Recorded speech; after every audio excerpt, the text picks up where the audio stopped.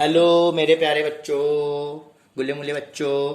अब हम लोग आ गए हैं बेटा सेकेंड लॉ ऑफ थर्मोडायनेमिक्स में, चैप्टर नंबर 6, क्लास 11 केमिस्ट्री, और लेक्चर नंबर शायद 9 या 10 होगा, मैं भूल गया हूं फिर से। कोई बात नहीं, चलो सेकेंड लॉ ऑफ थर्मोडायनेमिक्स क्या कहता है, इसके लिए आपको फर्स्ट लॉ पता होना चाहिए। सेकेंड लॉ पढ़ने के लिए फर्स्ट लॉ पता होना चाहिए। फर्स्ट लॉ क्या कहता है आपको कि कंजर्वेशन ऑफ एनर्जी के बारे में बताता है। ये कंजर्वेशन ऑफ एनर्जी के बारे में आता है। Matter is neither be created not be destroyed, it can be converted from one form to another, यही से बताया गया। तो सेकेंड लॉ हम लोग क्यों पढ़ते हैं? सेकेंड लॉ तभी पढ़ते हैं ना जब हमारे फर्स्ट लॉ में कुछ लिमिटेशंस आई होंगी, कुछ कमी आई होंगी, राइट? तभी तो सेकेंड लॉ पढ़ रहे हैं हम लोग। तो क्या क्या लिमिटेशंस आई हमारे फर्स्ट लॉ में वो जानते हैं हम लोग। इसमें heat can flow from hot body to cold body. Heat flows from hot body to cold body, ये तो बताया गया, बट ये नहीं बताया गया कि कोल्ड से हॉट बॉडी में फ्लो ऑफ हीट होती है कि नहीं होती है। होती है तो कैसे होती है, कैसे डायरेक्शन होगी, क्या चीजें होंगी, सब नहीं बताया गया। हमें यह बताया गया कि हीट फ्लो हो रही है हॉट बॉडी से कोल्ड बॉडी, ये पता चल रहा है, डायरेक्शन भी पता चल रही थी। लेकिन ये नहीं बताया गया कि फर्स्ट लॉ में कि कोल्ड टू हॉट बॉडी में क्या चीज है। Cold to hot body heat transfer होती है कि नहीं होती है, होती है तो डायरेक्शन क्या रहती है, सब चीजें नहीं बताएगी। ठीक। सेकेंड चीज ये थी हमारी, सेकेंड चीज हमें ये बोला इन्होंने कि फिजिबल ऑफ प्रोसेस, मतलब जो हमारी रिएक्शन है वो स्पॉन्टेनियस है कि नहीं, कि जो हमारी जो भी रिएक्शन जो भी प्रोसेस हो रही है वो स्पॉन्टेनियस है कि नहीं, सॉरी स्पॉन्टेनिटी उसके अंदर है कि नहीं है। स्पॉन्टेनिटी क्या होती है ये आप लोग सेकेंड लॉ में जानेंगे अभी क्या होती है, बट अभी बता दे रहा हूं, नॉर्मल एक पॉइंट जान लीजिए। स्पॉन्टेनियस और नॉन स्पॉन्टेनियस के बारे में जानेंगे अभी हम। स्पॉन्टेनियस का बेसिकली मतलब है कि खुद से रिएक्शन होना, खुद से, इटसेल्फ, जो खुद से रिएक्शन हो जाए। तो इसके बारे में, स्पॉन्टेनिटी के बारे में, रिएक्शन की फिजिबल की प्रोसेस की स्पॉन्टेनिटी के बारे में नहीं बता पाए। तीसरी चीज ये थी कि स्पॉन्टेनियस और नॉन स्पॉन्टेनियस क्या होती हैं रिएक्शंस में। कुछ पॉइंट्स आए थे, वर्ड्स आए थे नए नए, स्पॉन्टेनियस और नॉन स्पॉन्टेनियस, इसके बारे में भी फर्स्ट लॉ नहीं बता पाया था। तो वही चीज हम लोग पढ़ेंगे सेकेंड लॉ में, वही चीज हम लोग पढ़ेंगे सेकेंड लॉ में। तो पहले हम लोग जानेंगे what is spontaneous and non spontaneous process. What is spontaneous and spontaneous, पहले जानेंगे स्पॉन्टेनियस प्रोसेस। स्पॉन्टेनियस प्रोसेस में क्या होता है, ध्यान सुनिए definition. Any process which have a tendency, any process which have a tendency to occur by itself,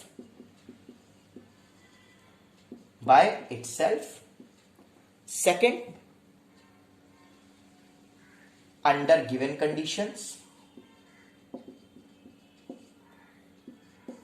ठीक है, और प्रॉपर इनिशिएशन, और प्रॉपर इनिशिएशन मतलब या तो खुद से हो जाए या तो कोई गिवन कंडीशंस हो जिनके कंडीशन में वो रिएक्शन हो जाए।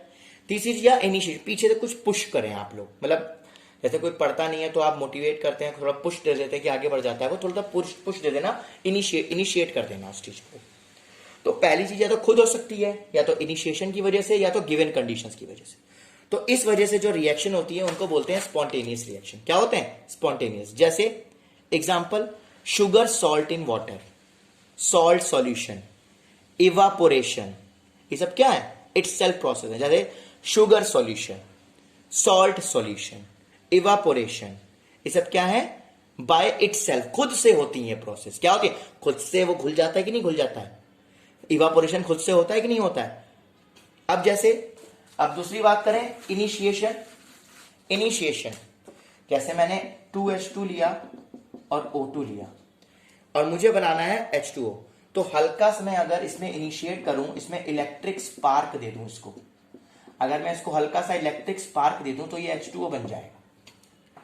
वैसे ही मैं इसको अगर C+O2 कार्बन को बंद करूं, इग्नाइट, इसको हल्का सा इग्नाइट करूं तो ये CO2 बन जाएगा। तो ये क्या है? इनिशिएट करना, थोड़ा सा इनिशिएट किया मैंने इसमें, तो ये काम बन गया मेरा। ठीक। तो स्पॉन्टेनियस रिएक्शन वो होती हैं जो खुद से हो जाए, थोड़ा इनिशिएट करके हो जाए, या तीसरी चीज गिवन कंडीशंस दी गई हो उसमें हो जाए। नॉन स्पॉन्टेनियस क्या होती है? There is no tendency to occur on its own. खुद से इनकी कोई टेंडेंसी नहीं होती कि खुद से हो पाए।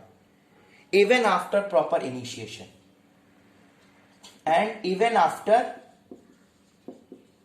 प्रॉपर इनिशिएशन, प्रॉपर साथ देने के बावजूद ये इनिशिएशन, मतलब इनकी कोई टेंडेंसी नहीं होती है कि ये आपके प्रोसेस हो पाए। ठीक है, इनिशिएशन के बावजूद, सपोर्ट देने के बावजूद ये प्रोसेस नहीं हो पाती है, उनको बोलते हैं नॉन स्पॉन्टेनियस। जैसे if continuous energy is supplied, अगर मैं कंटिन्यू एनर्जी सप्लाई कर दूं तब भी वो रिएक्शन प्रोसेस नहीं हो पाएगी, अकर नहीं हो पाएगी, उसको बोलते हैं नॉन स्पॉन्टेनियस। जैसे हीट फ्लो फ्रॉम, हीट जो है आपकी फ्लो हो रही है lower temperature to higher temperature, but water can not flow from lower, water जो आपकी हीट है वो लोअर से हायर पे जा सकती है, लेकिन वाटर आपका लोअर से हायर पे नहीं जा सकता है, बहुत ही मुश्किल होता है। तो यही चीज बता रहा है। बट तो ऐसा हुआ क्यों? स्पॉन्टेनियस और नॉन स्पॉन्टेनियस में इतना बड़ा डिफरेंस कैसे आया? किसकी वजह से आया? क्यों ऐसा हुआ कि कुछ रिएक्शन स्पॉन्टेनियस हो गई, कुछ नॉन स्पॉन्टेनियस हो गई? तो इसको जानने के लिए कुछ हम लोग क्राइटेरिया हम लोगों ने डिसाइड किया। हम लोगों ने क्या, जो जिन्होंने बताया थर्मोडायनेमिक्स बारे में, उन्होंने कुछ क्राइटेरिया डिसाइड किया जिसकी वजह से हम लोग पता कर सकते हैं कि रिएक्शन स्पॉन्टेनियस क्यों हो रही है और नॉन स्पॉन्टेनियस क्यों है, उन दोनों में डिफरेंस। तो वो क्राइटेरिया जो है वो है, पहला है डेल्टा एच, और दूसरा है डेल्टा एस, और तीसरा है डेल्टा जी। पहला है enthalpy of change, delta H, enthalpy of change. दूसरा है entropy, delta H, change in entropy. तीसरा है गिब्स फ्री एनर्जी, गिब्स नहीं, Gibbs, GIBS, Gibbs free energy. तो इन चीजों पे वो डिपेंड करेगा, इन चीजों पे, इन क्राइटेरिया से डिसाइड करेंगे कि रिएक्शन स्पॉन्टेनियस हो रही है कि नॉन स्पॉन्टेनियस। चलिए, तो पहले हम लोग जानते हैं स्पॉन्टेनिटी का क्राइटेरिया। क्राइटेरिया फॉर स्पॉन्टेनिटी,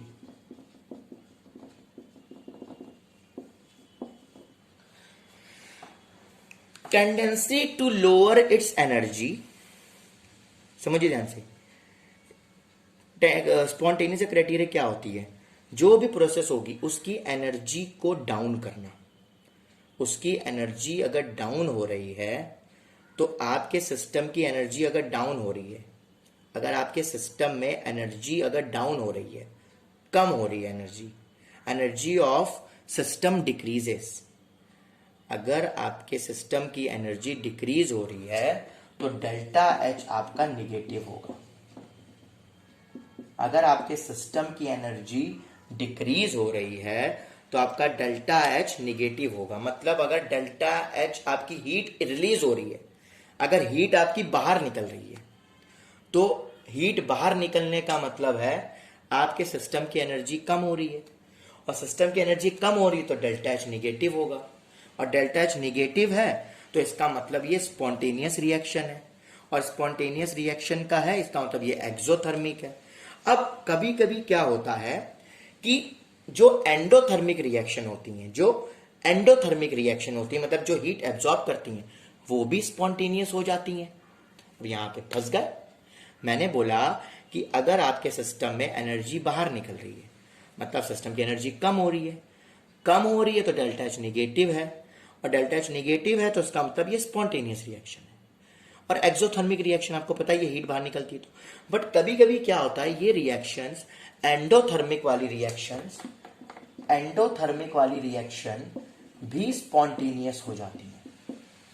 वो तो नॉन स्पॉन्टेनियस होनी चाहिए, बट ये भी स्पॉन्टेनियस हो जाती है। जैसे देखिए, जैसे आपका आइस है, आइस से वाटर बना तो इसका delta H positive, heat energy हम लोग दे रहे हैं ना इसको, आइस से वाटर बनाने के लिए हीट एनर्जी दी जा रही है, जैसे वाटर से वाटर वेपर, तो हीट एनर्जी दे रहे हैं तो डेल्टा इसका भी पॉजिटिव होगा, राइट। इसका मतलब जब हीट एंड एंडोथर्मिक रिएक्शन भी स्पॉन्टेनियस होती है तो हमारा सिर्फ डेल्टा एच क्राइटेरिया नहीं बता सकता है कि आपकी रिएक्शन स्पॉन्टेनियस है कि नहीं, स्पॉन्टेनियस नहीं।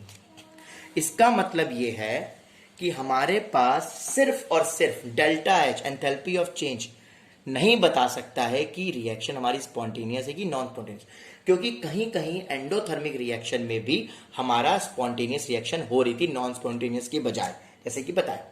तो अब क्या करें, अब हम देखते हैं एक और फैक्टर, अब हम देखते हैं एक और क्राइटेरिया, एक और फैक्टर जिसको बोलते हैं tendency to acquire,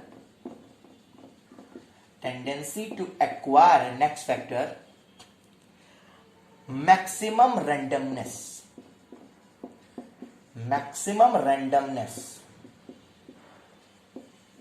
tendency to acquire maximum randomness. इसका क्या मतलब है, और डिसऑर्डर, समझिएगा, सिस्टम,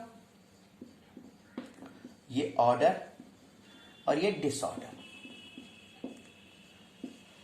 ठीक है। सिस्टम को ऑर्डर में रहने के लिए एक रास्ता है, बट डिसऑर्डर में रहने के लिए बहुत सारे रास्ते होते हैं। एक ऑर्डर में चलने के लिए, एक प्रॉपर में चलने के लिए एक रास्ता है सही वाला, बट जब आप गलत रास्ते पे जाते हो, डिसऑर्डर वाले रास्ते पे जाते हो, तो बहुत सारे रास्ते खुल जाते हैं, बहुत सारी जगह खुल जाती है। मतलब ऑर्डर प्रॉपर मिलने की प्रोबेबिलिटी कम है। ऑर्डर का मतलब है यहां पर सही जगह, एक प्रॉपर तरीके से अरेंजमेंट में रहना, और डिसऑर्डर मतलब नॉन अरेंजमेंट, प्रॉपर तरीका अरेंजमेंट ना हो, उसको बोलते हैं डिसऑर्डर, तो उसकी प्रोबेबिलिटी हाई होती है, ज्यादा होती है, ठीक। तो इस पे एक वर्ड नया आएगा एंट्रोपी के बारे में, जो हम अभी जानेंगे, अगर मान लीजिए मैंने रैंडमनेस की बात समझ में आई, रैंडमनेस देखिएगा। अब मैंने मान लीजिए ये लिया,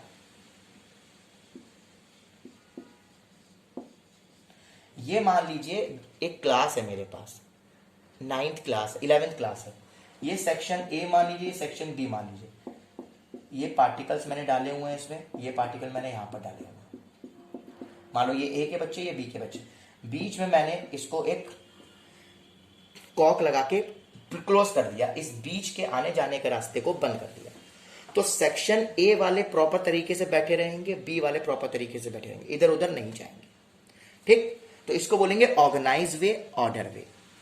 अब होगा क्या, जब मैं इसको रास्ते को थोड़ा सा रास्ता खोल दूंगा, तब ए और बी वाले, ए वाले और बी वाले इधर उधर भागेंगे, एक दूसरे से बात करेंगे, एक दूसरे से कभी इधर जाएंगे, कभी इधर जाएंगे, कभी इधर जाएंगे, कभी कोई इससे बात करेगा, कोई इससे बात करेगा, कोई इससे बात करेगा, कोई इससे बात करेगा।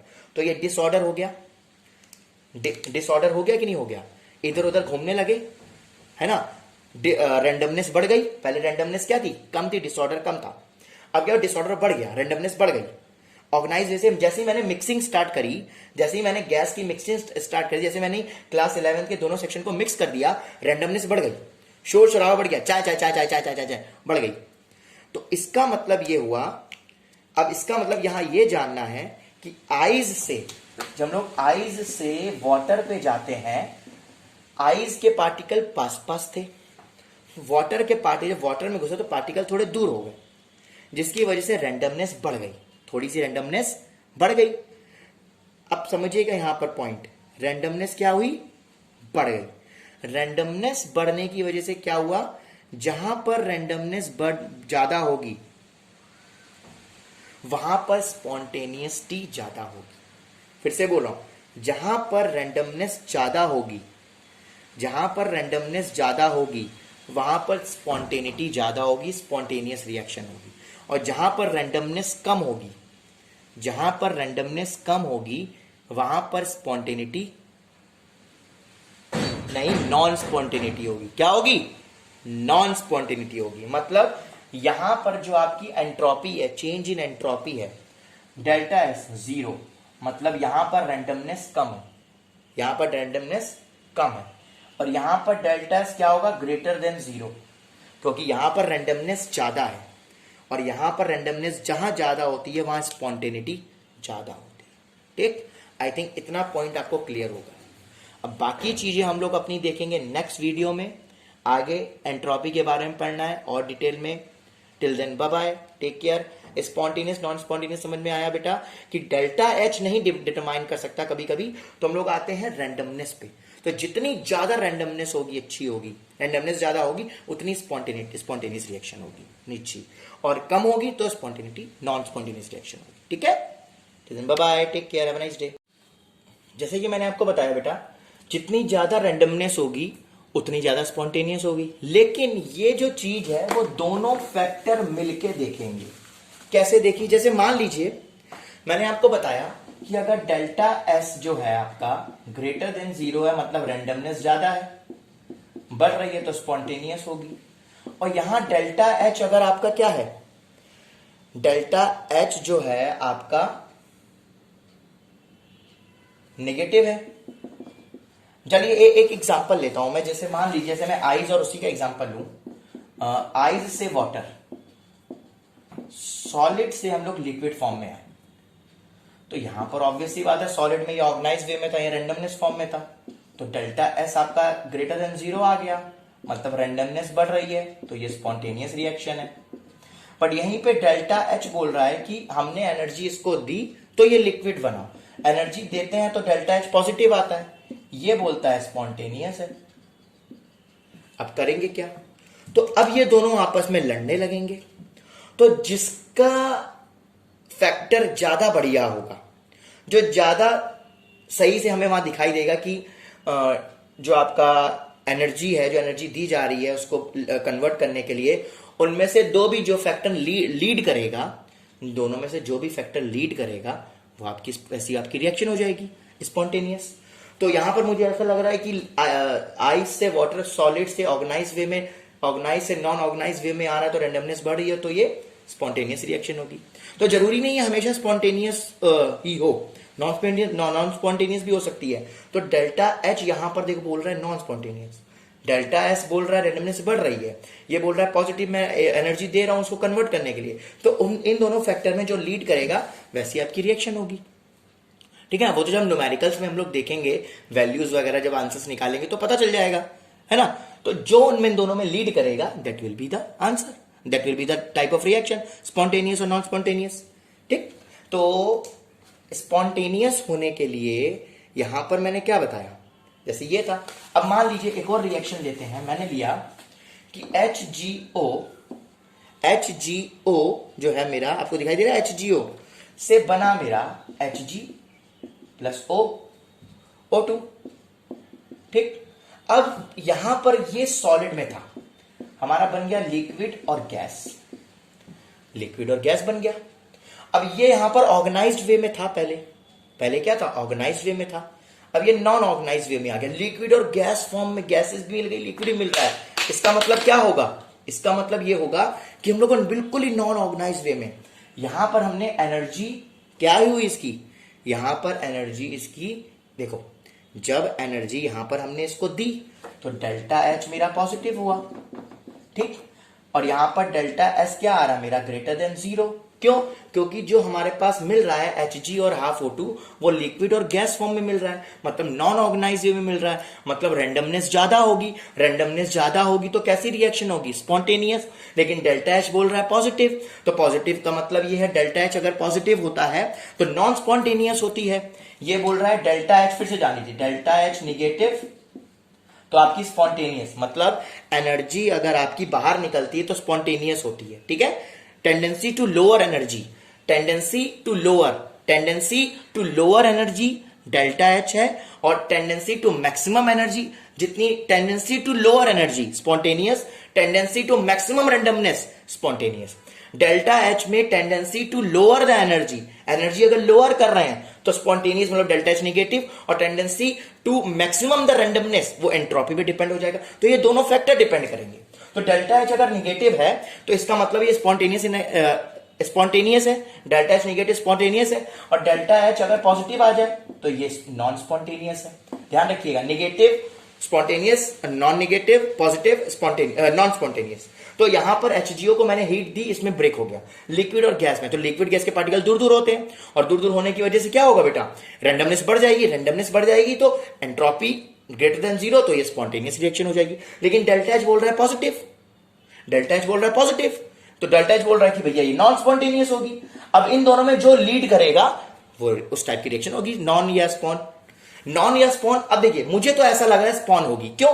क्योंकि देखिए ऑर्गेनाइज वे से नॉन ऑर्गेनाइज वे में आ रहा है, रैंडमनेस से बढ़ गई है, रैंडमनेस बढ़ गई है, तो स्पॉन्टेनियस। तो जो भी लीड करेगा, जो भी हम क्वेश्चन करेंगे आगे चल के एंट्रोपी के बारे में, डेल्टा H के बारे में न्यूमेरिकल, तो पता चल जाएगा उसके अकॉर्डिंग। बट जो भी लीड करेगा उस टाइप की रिएक्शन होगी। अगर मान लीजिए मैंने HGO एक क्लोज इंसुलेटेड कंटेनर में लिया, इंसुलेटेड कंटेनर लिया, हीट का एक्सचेंज नहीं हो रहा, तो किसको देखेंगे? डेल्टा H तो कट गया ना, तो किसको देखेंगे? डेल्टा एंट्रोपी को। रैंडमनेस कितनी है, तो ऐसे भी ये भी सिस्टम आ सकता है कभी कभी। अब मान लीजिए एक पॉइंट आया, लिक्विफिकेशन ऑफ गैस। गैस का जब लिक्विफिकेशन करते हैं तो ये गैस से लिक्विड में बदलता है ना, यहां तो रैंडमनेस की धज्जियां उड़ गई, धज्जियां। देखिए लिक्विफिकेशन ऑफ गैस, गैस से लिक्विड में आएगा तो यहां पर क्या हो रहा है आप कुछ समझिए, गैस से लिक्विड, रैंडमनेस कम हो रही है। अब भैया रैंडमनेस कम हो रही है, अब क्या होगा यहां पर? तो यहां पर देखिए, यहां पर एनर्जी हम लोग गैस से लिक्विड में जा रहे हैं, तो क्या होगा? डेल्टा H आपका निगेटिव होगा, क्योंकि हीट रिलीज होगी। जब गैस से लिक्विड में जा रहे हैं, एनर्जी रिलीज होगी, हीट एनर्जी रिलीज होगी, तो डेल्टा H आपका क्या हो जाएगा? यहां निगेटिव हो जाएगा। और डेल्टा S क्या हो जाएगा? पॉजिटिव, मतलब less than 0, sorry, delta S क्या हो जाएगा आपका? लेस देन 0 हो जाएगा। और लेस देन 0 हो जाएगा, ये बोल रहा है नॉन और ये बोल रहा है स्पॉन। बट मुझे लग रहा है कि डेल्टा H इज लीडिंग, तो यहां डेल्टा H फैक्टर, यहां रैंडमनेस फैक्टर कम हो गया। रैंडमनेस को नहीं देखनी, अब हमें किसको देखेंगे? Delta H। तो दोनों में जो फैक्टर लीड करेगा वो हो जाएगा, और यहां पर लीड कर रहा है डेल्टा H, क्योंकि रैंडमनेस कम हो रही है और डेल्टा H की एनर्जी ज्यादा रिलीज हो रही है। लिक्विफिकेशन ऑफ गैस में एनर्जी ज्यादा रिलीज होती है, तो डेल्टा H निगेटिव है, रिलीज होगी, और तो स्पॉन्टेनियस रिएक्शन होगी, राइट। तो दोनों में जो लीडअप करेगा, जो लड़ाई झगड़े से जीत जाएगा, है ना, वही आपका उस टाइप का रिएक्शन हमारा बनेगा। ओके, आई होप ये आपको समझ में आ गया होगा। Okay, bye bye.